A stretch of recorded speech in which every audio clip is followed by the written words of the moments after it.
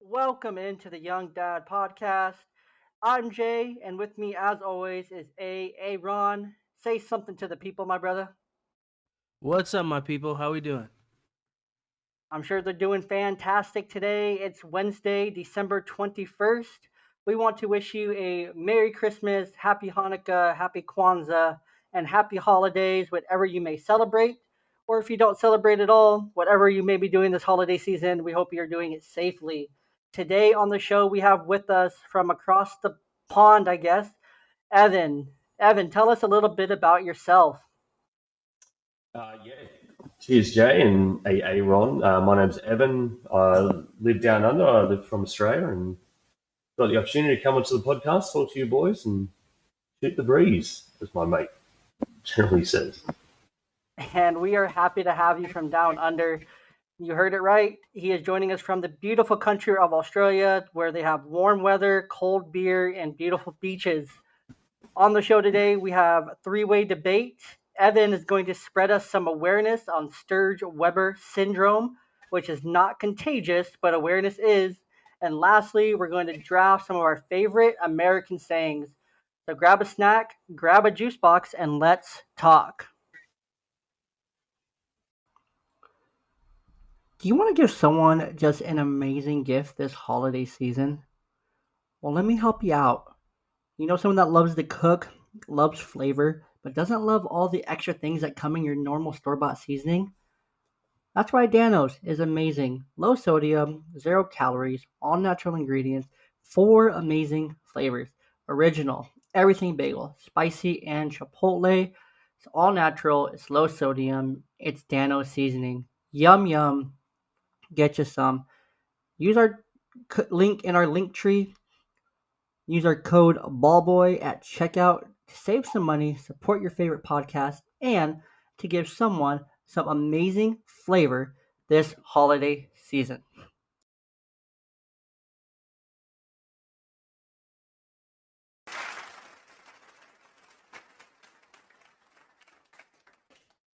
And a big thank you, as always, to our live studio audience. We love you guys. We're so happy you're here. We have a three-way debate to open our show today. Our first debate here, deadly tarantulas or deadly snakes? Evan, kick us off. Yeah, look, I'm not a fan of actually either of these little bastards, but I'm going to go with the spider just because they're easy to kill, and I've had more than enough run-ins with snakes to last me a fucking lifetime, to be honest with you. They're everywhere down here. Yeah, that's what I was gonna say. These guys are, you guys deal with a lot different species than we do. A lot more plentiful. Just think about it, everything down here basically just wants to kill you. So Don't snap. Yeah, I'm gonna err on the tarantula too, man. I can't stand snakes. Yep, I'm also going to take the deadly tarantulas here. I feel like they would be easier to kill, but granted, us from up under, I guess we're not down under, but us here in America, there's a lot of arachnophobics, so I feel like most people would just pass out and then get killed and bit by the tarantula if they saw one. Like, is there a lot of snakes? Like, obviously, I know about the rattlesnakes, but like, do you have a lot of snakes over there? not really, at least not up here in the Northwest. I mean, we have little garden snakes. More like where I'm from, like Southern California, or like just the southern part of the states where it's a lot more hot. They tend to like it a lot more. So, like in the desert cities and stuff like that, we get a lot of rattlesnakes, or call them like sidewinders, or there's a bunch of different species, but yeah, they like it in the warm. Yeah, they definitely like the warm areas more. Down in like Arizona, they have snakes, but they also have a lot of scorpions. I don't know if you guys have scorpions down there. We do, but nothing like what you see in the movies, like pussy little things.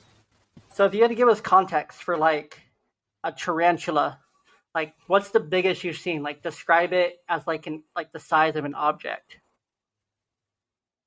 So our two our two badass ones would be like the funnel web and a redback. I'm trying to think of the size of your coins. Maybe a funnel web would be a little bit bigger than a silver dollar. One of your silver dollars, those big 2-inch.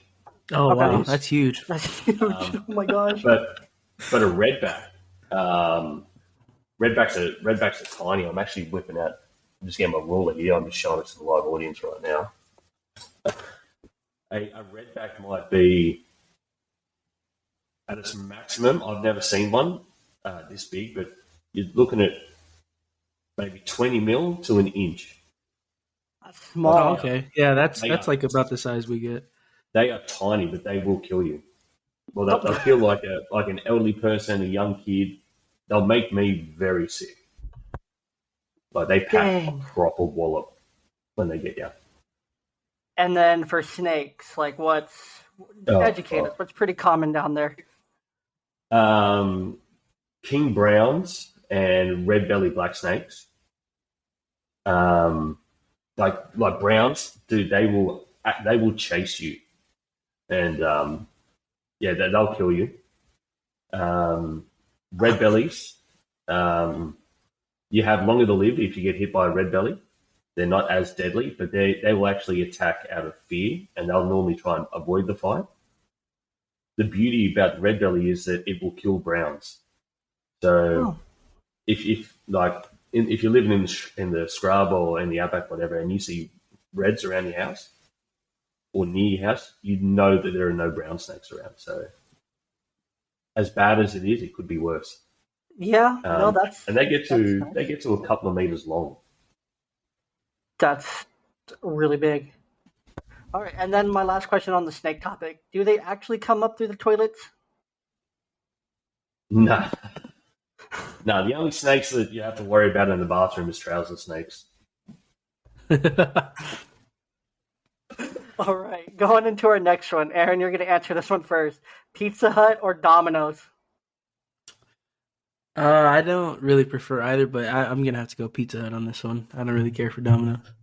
Ooh, that's where you're wrong. I just had Domino's this evening for dinner. It was delicious. You gotta love that 2 for $6.99 each coupon. Those are the best. But yeah, I'm going Domino's. Evan, how about you? Look, I said I'd go Domino's over the Hut, but I'm with old mate. Like I don't like either of them. I prefer your Ma and Pa stores on the corner. Like their gourmet style pizzas. They just taste better, and they're not commercialized. As weird as that sounds. Yeah, no, I completely agree. That's exactly how it is here. Enough, you can have a beer with them while they're cooking your pizza. Just kicking back outside, having a beer with old mate while the thing's going through the oven, and they just taste better. Yeah, I remember there was this one pizza place where I lived in Arizona. I can't remember the name of it, but it was just local to the area. They had like 2 restaurants, and they were literally the best pizza in town. The best pizza, the best wings. Like, they were so freaking good. Yeah, so I'm with you there. I'd much rather have a small town pizza or small business pizza because they're just going to be so much better. If you mention a wood fire pizza joint, fuck, I'm there. I am so there. Wood fire pizzas are just a higher tier of pizza. Agreed. Wood fire is pretty freaking bomb. Can't beat it. All right, and lastly, our third one here, we're going to hit football or rugby. Evan didn't know what football was, alleged to start out, so I had to explain to him that it was soccer, which I thought he would just know what football was, being from Australia, but I guess not. That was on me for assuming, but I'm going to take rugby. I'm not super familiar with really either of these sports, but rugby is way cooler. And I broke my collarbone playing rugby once, so a good time. Evan? I did have a what the F moment when I saw football, because down here we have essentially 3 types of footy. We've got rugby union,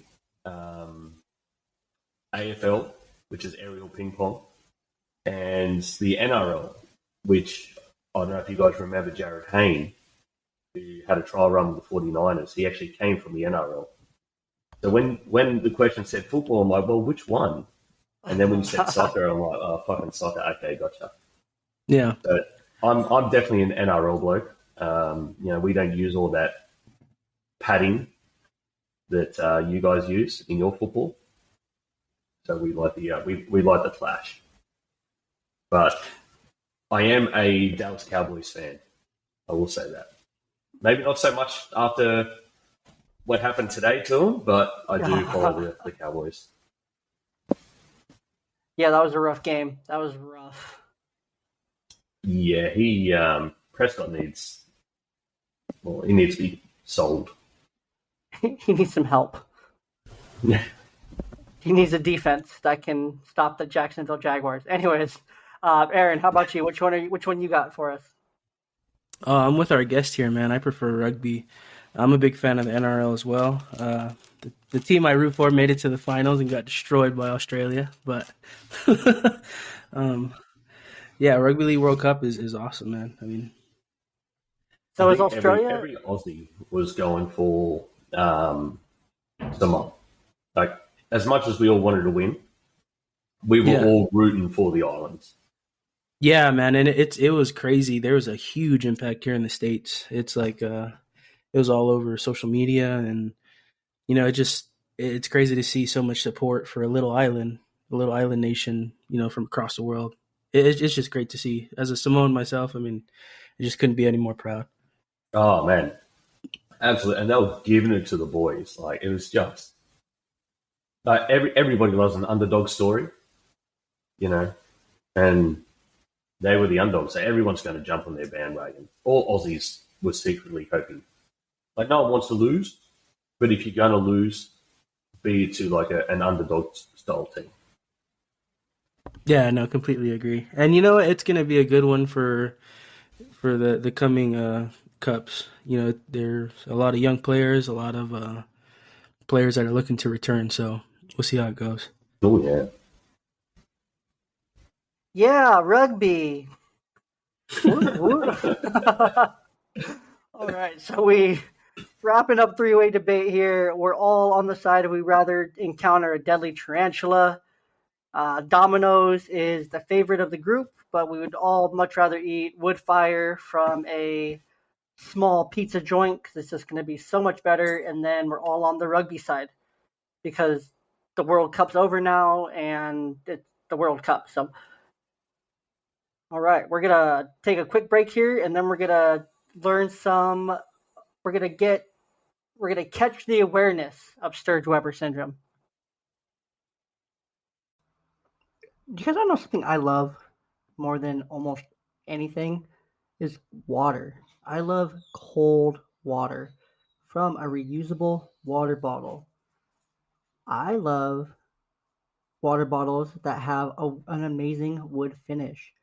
I love water bottles that keep your water cold for more than 24 hours at a time, even in the most extreme heat. I love shaker bottles. I love gallon water bottles. I love can koozies.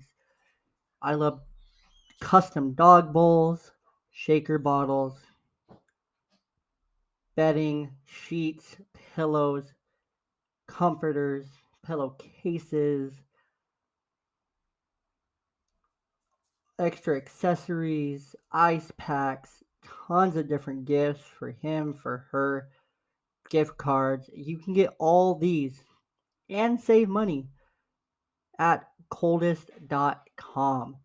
Coldest water brand, the coldest water bottle, the coldest dog bowl, the coldest can coolie, the coldest sheets, the coldest pillow, the coldest everything. They're all amazing, and they're all on a site-wide Black Friday sale right now. Save some money, save some extra money when you use code BALLBOY10 at checkout. You can get the new sports finish. You can get the 1 gallon jug. You can get tumblers, mugs, classic bottles, and can coolers, and so much more at thecoldest.com. Check it out. Use code BALLBOY. use the link in our link tree. However you want to get there, thank us later by getting someone an amazing gift this holiday season, or treat yourself. You deserve it. You earn it. You deserve to have cold water. Treat yourself. Thank us later.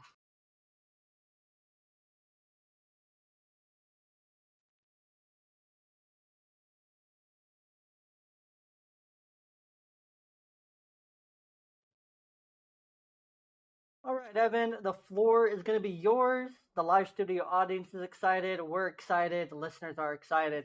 Tell us a little bit about you, where you're from, and a bit about your family, your children, and of course, tell us a little bit more about Sturge Weber Syndrome. Yeah, cheers, mate. Look, as I said in the intro, my name's Ev. I'm just an Aussie bloke who really got lucky finding a Euro bird and popped out a sprog. The thing about when my daughter came along, she was actually born with a really rare condition called Sturge Weber Syndrome. We didn't know it at the time. It was called that. She was born with a port wine stain that covered half her face, think of it as a dark red birthmark. And I was absolutely shocked. I always wanted that daddy-daughter. I really wanted a daughter. Like, I did not. If I had a son, I'd be stoked. But I really wanted the daddy-daughter bond thing. So when Addie came along and I saw her face, I had like my greatest joy, but the worst fear all at once. It was so conflicting. So with Sturge Weber syndrome, like I said, she has this big port wine stain on her face, and what that is it's a cell mutation, which results in a vascular malformation. So think of it as like a shitload of open blood vessels coming to the surface, constantly pumping blood, going through the different layers of skin. But what that's also done is those additional blood vessels has worked its way into her eye, causing glaucoma, but also into her brain, which effectively is crushing the blood and the oxygen, all the pathways that run through your brain. It goes in one, think of a drain on the other, and it goes out the drain, and all these blood vessels are closing off those drains. So her left side of the brain is effectively getting starved of blood and oxygen, so it's underdeveloped. And similar with her eye, the glaucoma, she can't release the pressure. So when she was born, as an analogy, think of it as like one eye's the size of a mandarin, the other one's the size of an orange. And it was hazy. It was so hazy. There was no color there. So we immediately freaked the fuck out. I was absolutely speechless.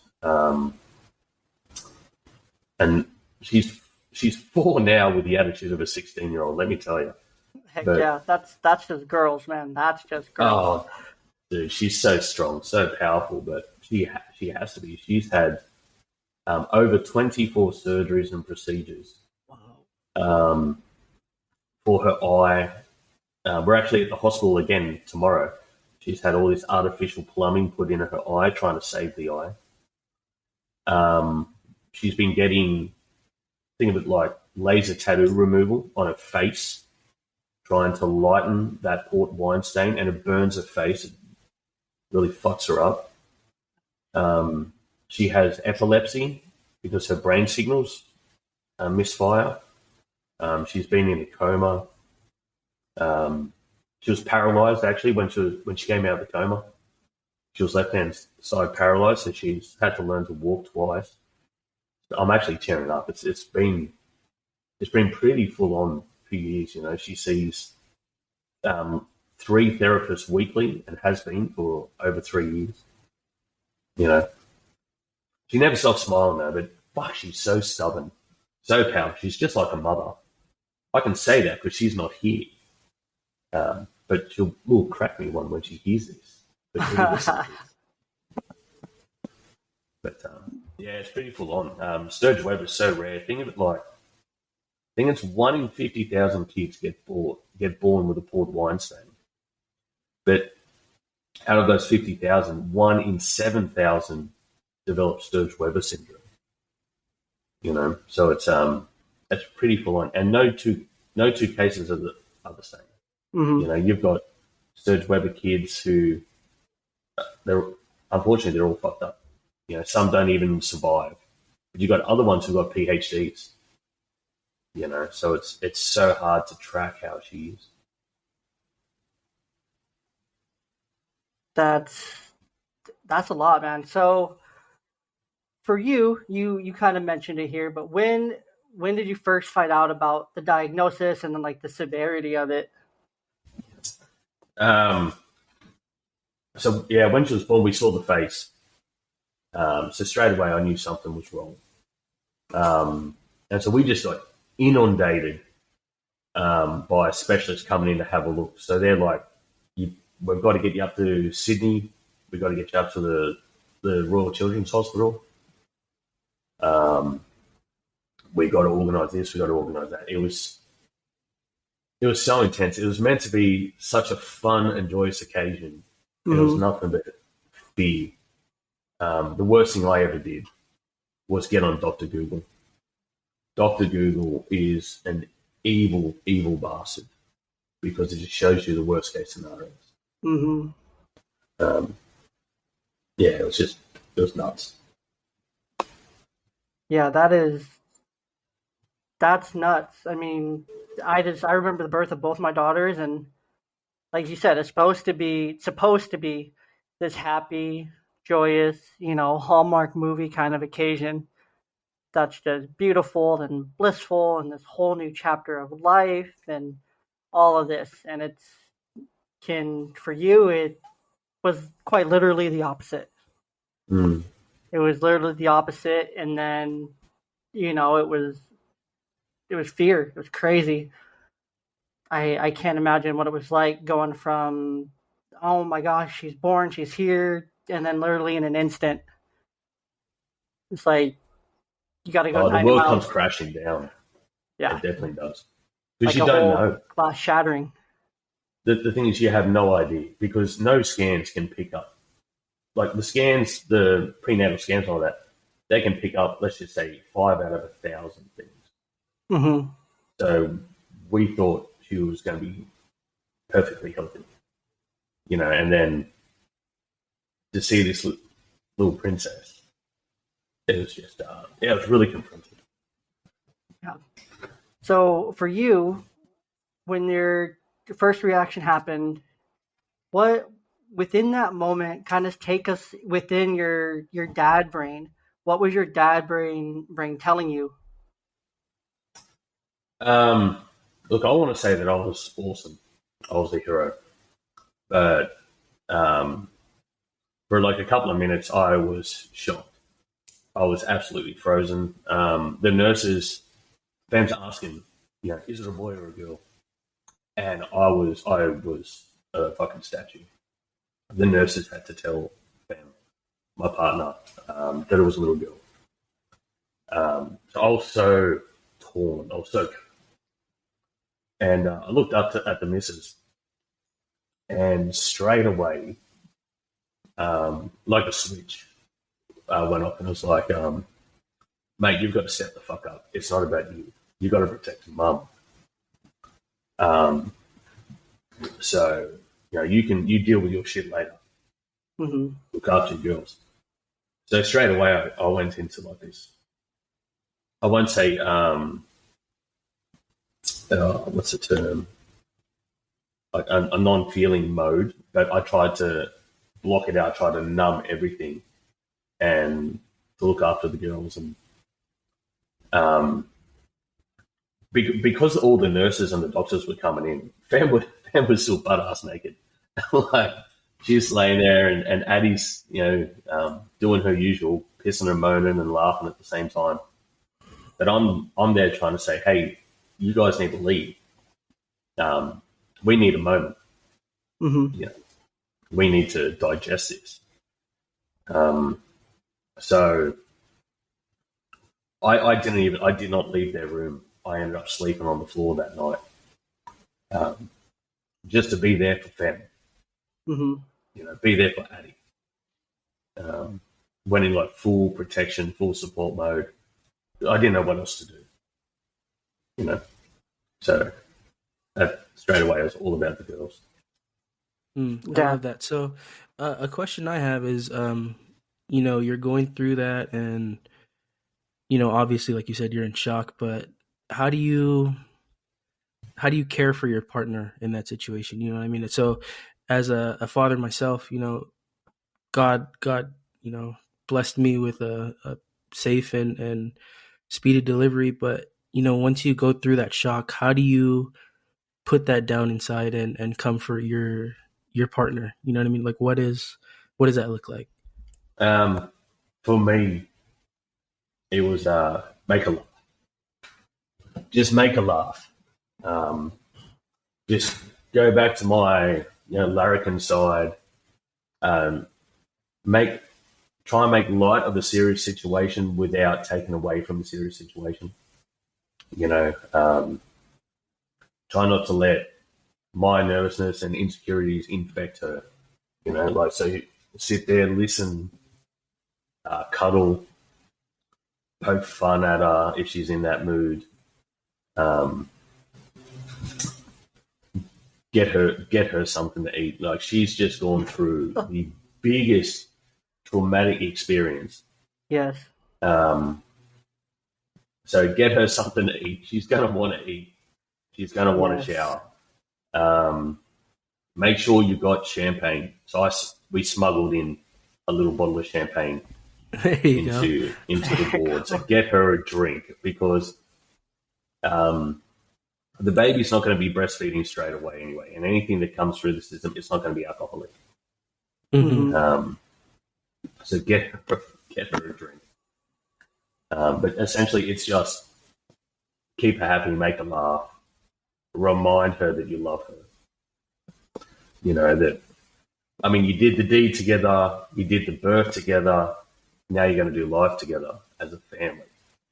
So I love that. Yeah, that's I think that's something as fathers we all do. We have to put down our fear and insecurity, and put that wall up and be that rock. You know what I mean? Be the thing that your wife can hold on to. Because without you, she's got nothing. You know what I mean?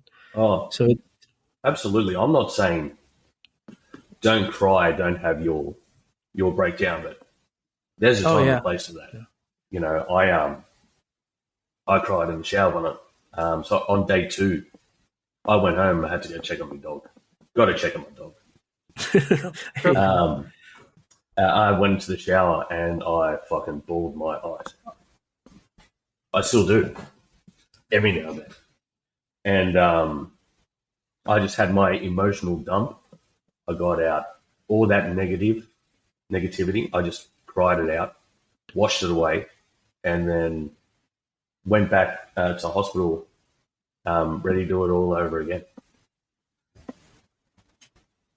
No, I love that. That's so true. When you're in that moment, you really have to realize that it's not about you. It's about her and what she went through. Like, yes, you guys are both experiencing the same thing with the child, the same like kind of emotions and whatnot toward the child and the situation there. But on top of that, she also hasn't ate for however long the labor was. She hasn't drank anything. She hasn't had alcohol for 9 months. she, she also just dumped, dumped a bunch of hormones out. Now has all these hormones that are starting to rebalance again. She's injured, basically. Like, there's a lot going on for the mom in these situations, and I think you hit it perfectly there. You have to just make her laugh, read the room if she's in the mood for poke fun at her. Just remind her why she's in that room with you, Mm. as opposed to anyone else she could be. She's in that room with you, and now you guys are starting this chapter. She chose you to be in that situation with her. So I think that's perfect. So for you, how has having a child with a disability changed you as a dad, and what has it taught you? Oh man, complete 180. I was an asshole in high school. Um, I actually got a little note. I think a 75% stiffler. I wasn't a full dick, but I was a bit of a dick at school. Yeah. And obviously, wish I could take it all back. But I really, it really changed the way that you view other people, how you interact with other people. I mean, it takes so much effort to be an asshole than it does just to be a decent bloke. Facts. Um, and like I always helped the less fortunate and the needy. Like I did my best. Like I helped with the Salvation Army. Like always give coin because I've got money. I don't have a lot of fucking money, but I've got more than what old mate on the corner has. So I'll give him. Always help them where I can. But when Addy came along, it put so much into perspective. Like there are so many people who are different, and it's okay to be different. And when Eddie came along, it helped me realize that, hey man, look, they may not be vibing, so you got to be nice. Like kindness, kill them with kindness. And so now to make an awareness, like no one heard of Sturge Weber Syndrome in my family until Addie came along. So now I shout from the high heavens. I've got Sturge Weber tattoos on me. I got into an argument with the missus because I wanted to tattoo a port wine stain on my face. I love that. Yeah, Love that. I'm glad she talked me out of it because it would have hurt. Oh yeah. But For that one, it's a thought that counts on that one. yeah. So I got things around my ears and stuff for her. So yeah, it also goes to show, man. No matter what situation, no matter what, good, bad, healthy, unhealthy, a father's natural instinct is to do whatever it is to ensure that your young is comfortable, taken care of, happy, and you'll go to the ends of the earth to accomplish that. I don't care what no, it is. you're spot on. I think insurance is absolute dog shit. I really do, especially life insurance. I was so flat out against it. But I took out a life insurance policy. That way, if worst ever comes to me, the mortgage is taken care of. So they've got a home. They'll always have a roof over their heads. It has backfired though, because sometimes when I piss Fem off, when I poke her a little bit too much, she gives me those weird looks, and she's probably weighing up if she wants to. Take out that policy. She wants to cash that in early. No, I love what you said there, how you were thinking about doing the same thing to your face, and then what Aaron said is like, we will literally do whatever it takes, like, to make our kids feel like just normal, that they're not different, that they're accepted, exactly. And I don't care what people think of me, how I look, how I dress, whatever. I'm past that. I know who I am, where I am in life. Mm-hmm. So if I end up getting a tattoo on my face of like a port wine stain, a big red stain on my face, I wouldn't care if people looked at me weird, because they would look and then they'd ask questions. Exactly. And you can only educate people if they ask a question. So. True. I mean, it's the same concept as to when, let's say your child or a loved one that you're really close to gets cancer, and you do, they have to shave their head, and you do the same thing to show that support, that unity, that acceptance, like you're not alone through this. And, we would do the same thing for our kids, no matter what they're going through. If they need us to do something even crazy, especially us as dads, we're not going to hesitate. We're like, oh, yep, sure, whatever it takes, whatever you need. Spot on. All right. So another question for you. We're just putting you through the ringer here. What advice would you give to a new dad who just found out that their child has a disability? What are you telling that dad? Oh man, it's gonna be a hard slog. There's gonna be so many times where you're gonna be helpless. because you can't do anything. Um, as I said earlier, I cry in the shower. Unfortunately, I will bottle up my emotions and then let them out in the shower. Um, Nothing wrong with that. When Addie was in hospital having back-to-back seizures and then went into her coma, Mum was in the room, in a different bedroom of the hospital. We were given her sleep, and she was trying to sleep, and I was stayed awake, watching for the next attack. And I was like, what the fuck am I going to do? Like, this isn't a Christmas present that you don't want. You can't give this kid back. So you will have those thoughts, you know, that you're not good enough. I'm not doing anything. They'll be better off without me. That's bullshit. That's absolute bullshit. You got to remember that little one, to them, you are their hero. So you have to love, protect, and you have to educate. You have to step up. You have to man the fuck up and be there for that kid. Anything and everything. But you need an outlet. You need to talk. It ain't weak to speak. You know, grab a mate, grab a few mates, go down to the pub, blow the froth off of a couple, hit the gym, go get a motorbike, surfing, play sport, whatever. But you can't bottle it up. So just remember, you need to talk. The biggest thing, though, for me anyway, is no matter how hard it is for me, it's worse for your missus. Because she brewed that kid. She baked that turkey in the oven. So when that sprog finally comes out, they're going to be heartbroken. They'll feel like they've failed the kid, failed you. She's going to break down. She's going to get upset, and she's going to take it out on you. You got to remember that it's not a personal attack on you if they do. It's because they love you. You are their safety barrier. They trust you to be able to handle it. So you're going to have to bear the brunt of that, and it's going to fucking suck. But you got to remember, man, the good times far outweigh the shit. This one episode, Addie came out of a coma, and I took a photo of her. I was a blubbering mess, and she looked at me, and she could move one arm, and she gave me this thumbs up, like, I got this, Dad. Right there and then was a massive moment in a week of dog shit.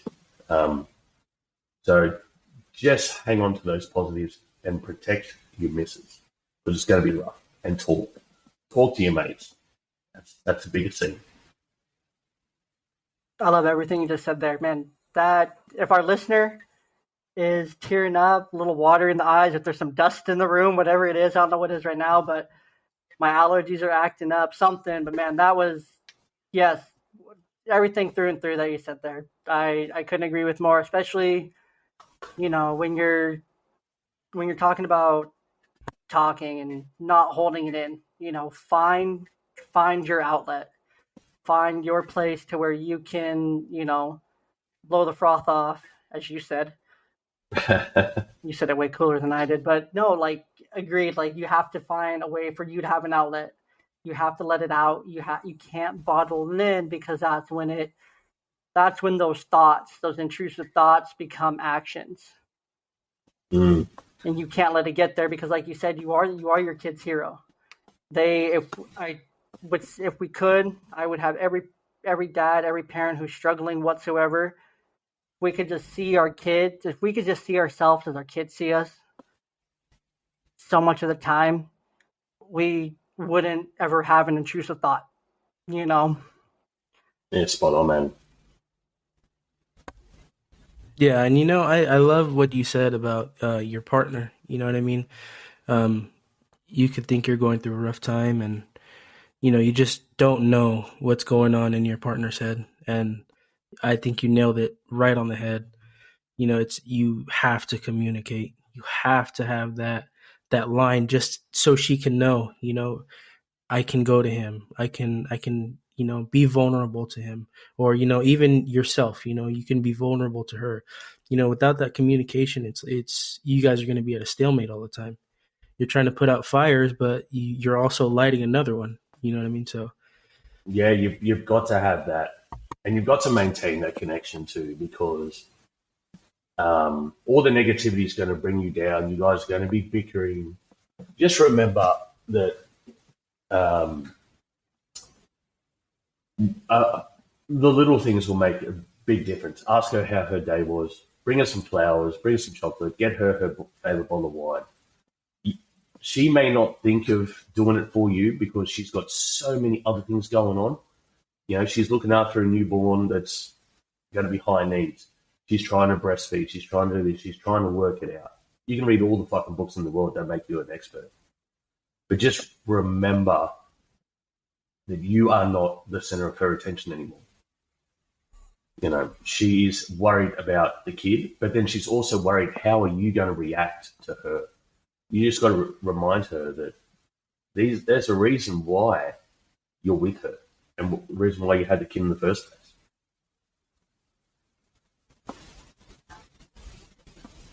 I love all of it. I love all of it. So just for you and for our listeners here in the States, we just want to know, so in the States, the role of the dad has definitely changed over time, kind of shifting from our conversation on Sturge Weber, just kind of into being a dad. The role of dad here in the States is more like, not really. Aaron, how would you describe like the role of a dad in the States? Yeah, I'd say it's definitely shifting from, your traditional conservative, father figure to,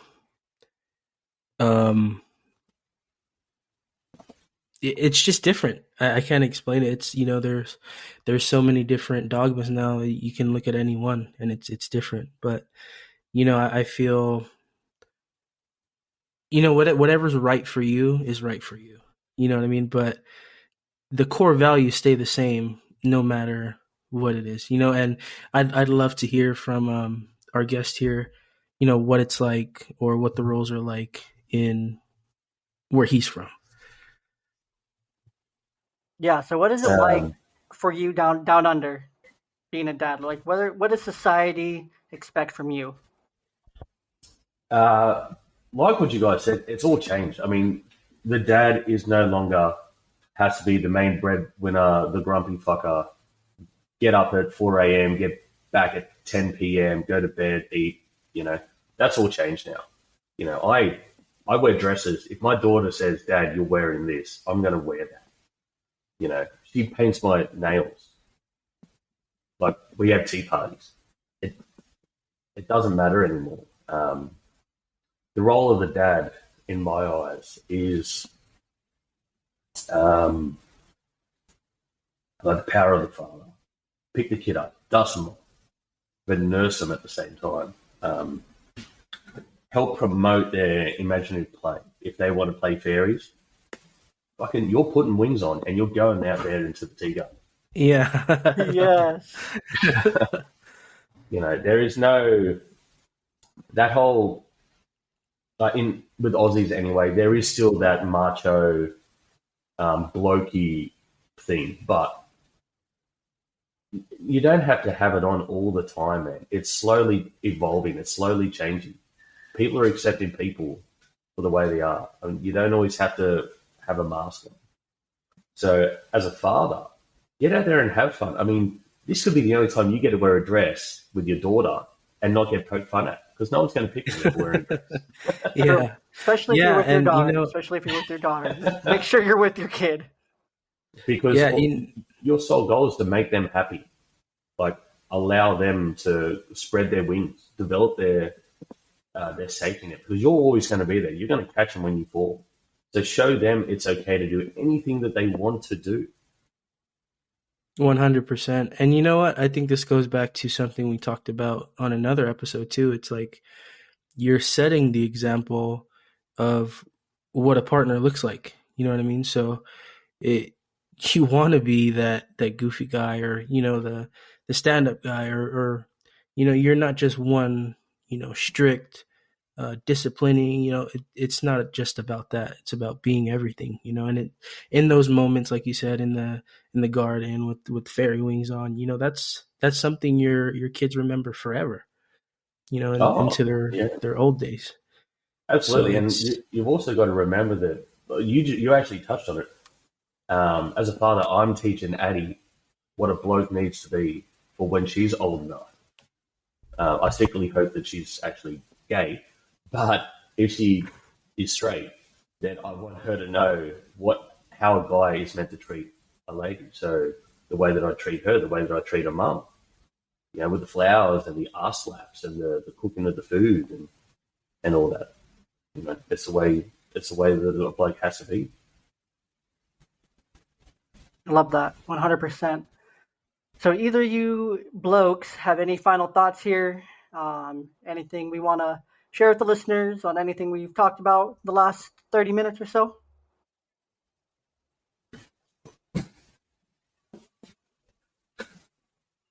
I think everything we covered all bases, mate. It ain't weak to speak. Look after your missus and protect your kids. Love it. And Aaron, anything from you? Yeah.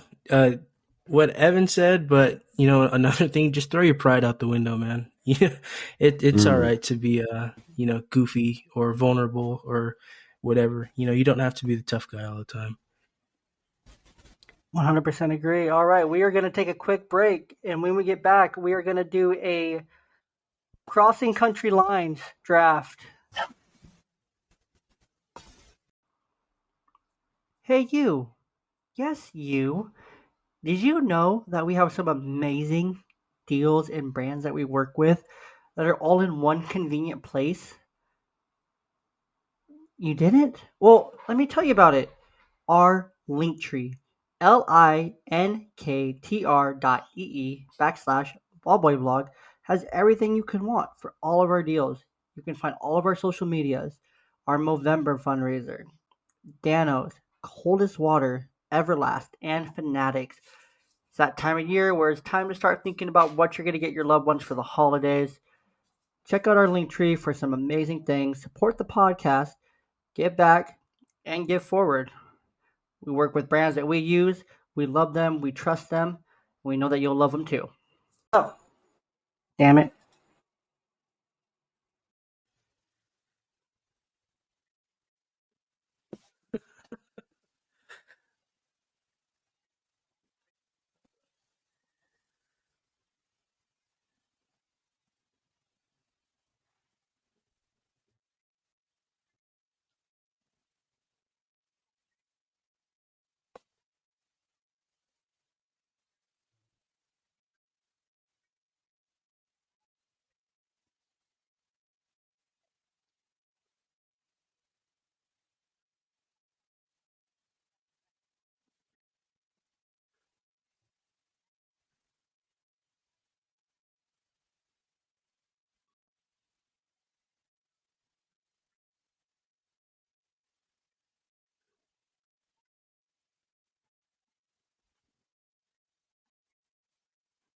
It's got to be say uncle. I mean, what the fuck? Where did that even come from? Yeah, I couldn't tell you.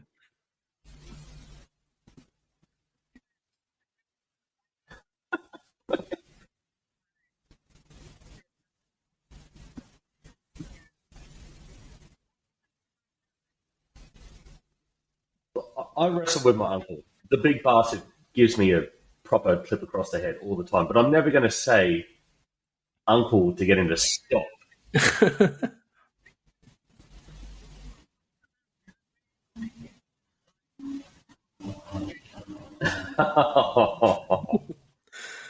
In Yanks.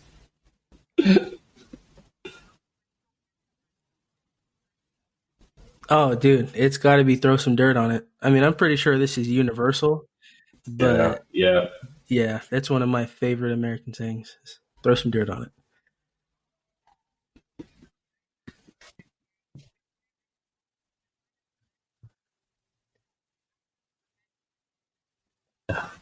Fuck. I love his reaction to it.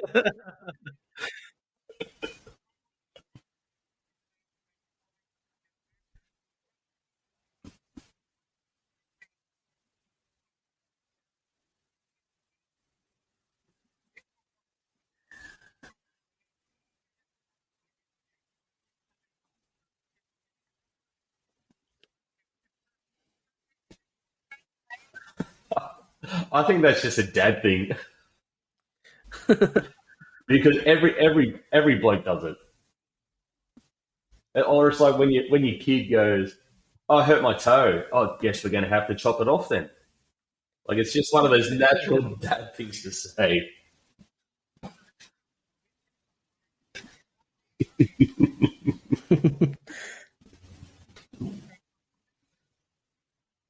This one I love is it's a piece of cake. I'm not sure if that's a one you guys use quite a bit, but God no.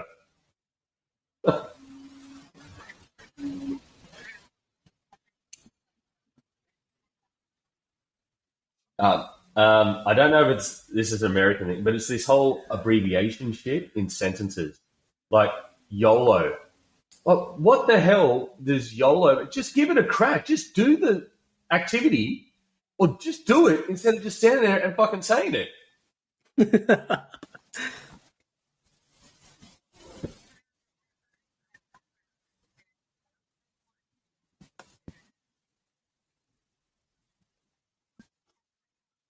The other one, this is an old school, like throw another shrimp on the barbie, right?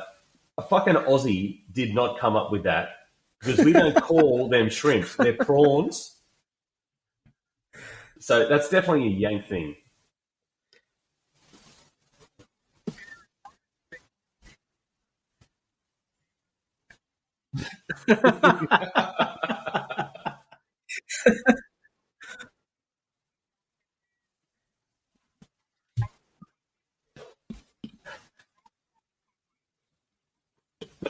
yeah, I told Joe, I was like, yeah, I guess we're gonna throw some shrimps on the Barbie and have a talk.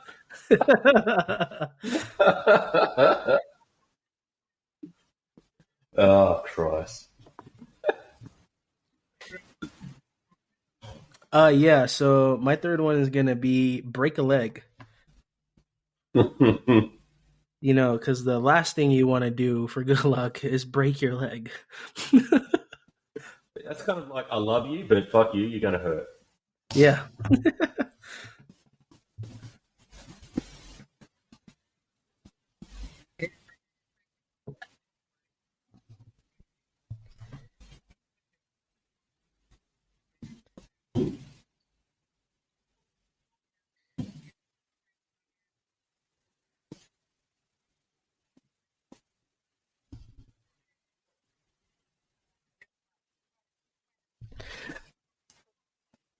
There's another one I had. It was a cancellation one. It's not rocket science. Oh yeah, that's a good one though. I like that.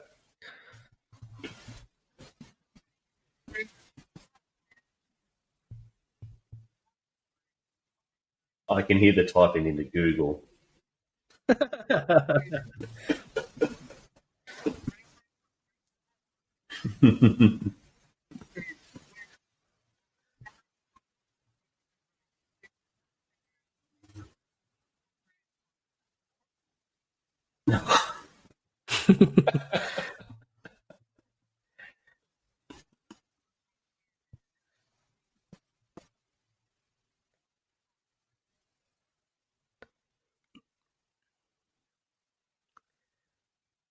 Yeah, so I want your take on this one, Evan. How would you say this where you're from? Because we say put your dukes up, or Oh, let's get it on. oh, when you want to knuckle, I don't know. It's generally just like I can't really say the word. Like I swear, but there's just one swear word that I just do not use flippantly. But it's generally like, come on then, CUNT. It's just Oh, like okay. yeah, it's never like put up your dukes. It's just like just yeah. Yeah. Got it.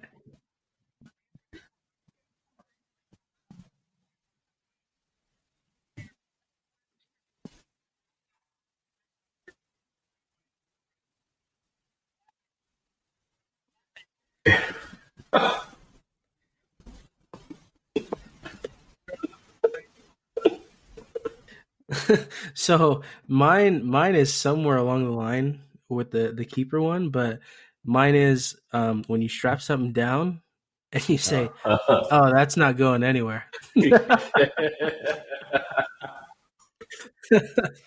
That's a good. That's like when you get your stud finder, you always have to beat yourself when you with the stud finder. But,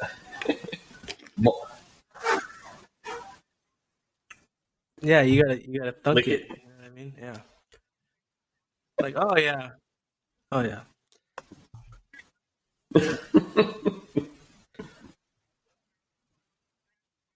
My one is shoot the breeze. So I've said to you before, I've got a Seppo mate, and I always throw on the Aussie slang hard when he's around. And so he threw it back at me by saying some Yank sayings, and he goes, "Let's go shoot the breeze." I'm like, "I'll get the gun, but what the fuck are we shooting?"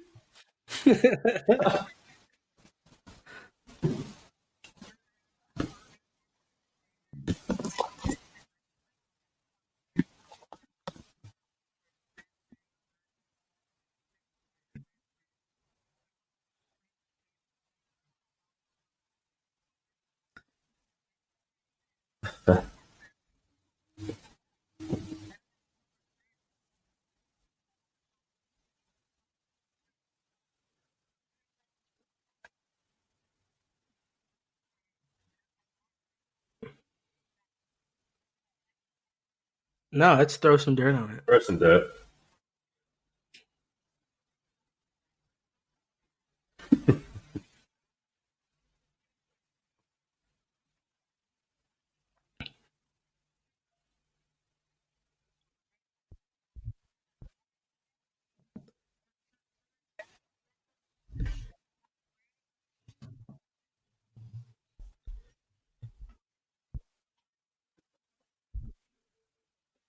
Yeah, that we have a big misnomer about how these guys speak. Yeah. I mean, I actually thought when I first saw that whole cross country line thing, I'm like, right, I get a rag on you blokes, and you guys are going to ask about some Aussie sayings. I'm like, okay, here we go. But I like how we're just throwing shade at the Yanks. It's all good.